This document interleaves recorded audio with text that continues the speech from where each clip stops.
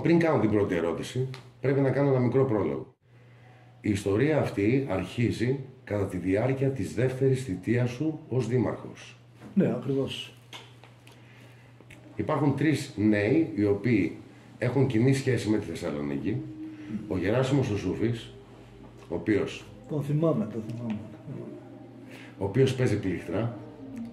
Ο Μάκης, όπως συνηθίσαμε να το λέμε εμείς, ο Μάκης, γεννήθηκε στη Γερμανία από Έλληνες γονείς, μετανάστες. Κατάγεται από την παραμυθιά Θεσπρωτείας, κοντά στη Πάργα, από εκείνο το χωριό του. Ο Δημήτρης ο Μητρούσης, ο οποίος ήταν κιθαρίστας, πρέπει και αυτό να το θυμάσαι λογικά. Και ο Παύλικ, ο Παναγιώτης ή Παύλικ, όπως τον λέγαμε εμείς, Φακυρούδης, ένα παιδί, ένα Ελληνόπουλο γεννημένο στη Ρωσία. Ναι.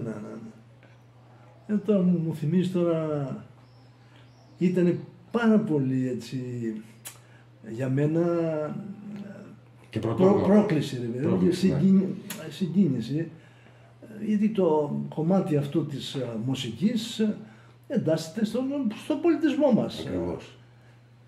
Και θυμάμαι τα παιδιά αυτά, θυμάμαι την πρώτη έτσι προσπάθειά τους. Όταν αυτοί οι τρεις άνθρωποι βρίσκονται στην Αλίερδο, τη χρονική αυτή στιγμή εσύ διανύεις τη δεύτερη θητεία σου ως δήμαρχος. Και επειδή ήταν ζυζάνια, να το πω έτσι, έχουμε μικρόβιο εμείς τα παιδιά της μουσικής.